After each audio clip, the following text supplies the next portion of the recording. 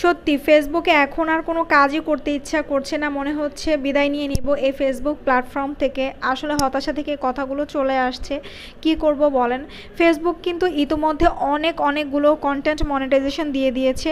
তো এর মধ্যে আমি অনেকগুলো পেজই কিন্তু ভিজিট করে দেখলাম, এর মধ্যে কয়েকটা পেজ আছে খুব কোয়ালিটিফুল ভিডিও বানাচ্ছে এবং নিয়মিত কাজ করে যাচ্ছে এবং তাদের ফলোয়ার্সও ভালো, কিন্তু ম্যাক্সিমাম পেজগুলো দেখলাম না আছে ফলোয়ার্স, না ভিডিও কোয়ালিটি ভালো, না তারা নিয়ম মেনে কোনো কাজ করছে, তারপরেও কিভাবে কন্টেন্ট মনিটাইজেশন পেয়ে যাচ্ছে জানি না।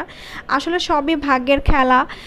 আর আমার ভাগ্যটা কেমন আমি জানি না, আসলে দুর্ভাগ্য বলবো না কি বলবো, কেন আমি এখান থেকে মনিটাইজেশন পাচ্ছি না এতটা পরিশ্রম করার পরেও। এরপরে হতাশায় ডুবে মনে হচ্ছে ফেসবুক প্ল্যাটফর্মে আর কাজ করব না।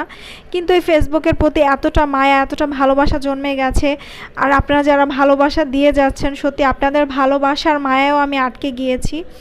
তো আমার ঘরটা যেমন এখন দেখছেন এলোমেলো, আমার কাছে মনে হয় আমার জীবনটা এরকম এলোমেলো, ঠিকঠাক মনে হয় গুছাতেও পারছি না।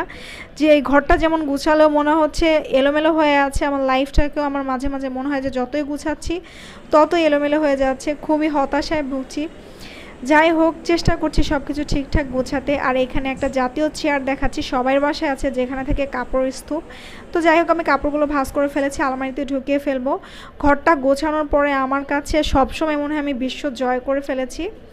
আর এইদিকে এখন রান্নার সময় হয়ে গেছে, রান্নার সব কিছু গোছানো হয়ে যাচ্ছে। মাছগুলো আমি এমনভাবে ধুয়েছি মনে হচ্ছে মাছগুলো আমাকে অভিশাপ দেবে, একদম ধোয়ার মানে খুলে খুলে যাচ্ছে। আর আমার শরীরটা একটু উইক লাগছিল, তো এখানে আমি একটা ওর স্যালাইন গুলিয়ে খেয়ে নিচ্ছিলাম কাজের ফাঁকে। দেখেন অবস্থা, যখন সব কিছু এলোমেলো হওয়া শুরু করে, সবই এলোমেলো হয়ে যায়। মাছগুলো ভাজতে যেয়ে ভেঙে গেল, যেটা আমার কখনোই হয় না।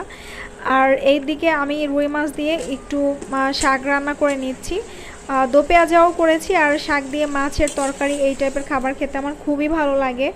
তো এখান দিয়ে মাছ দিয়ে শাক রান্না করছি, আমি দেখাচ্ছি। এটা হচ্ছে দো পেঁয়াজি, এটা আমি হালকা মশলা দিয়ে করেছি। আর এটা হচ্ছে শাক দিয়ে মাছ, খুবই মজার। তো আমার আজকে আমডালও রান্না করতে হবে, যেটা আমি ভুলেই গিয়েছিলাম। পরবর্তীতে আবার ডালটা বের করে নিয়েছি, আমডাল রান্না করব, এখানে রেডি করে ফেললাম। তো সবাই আমার সাথে থাকবেন প্লিজ।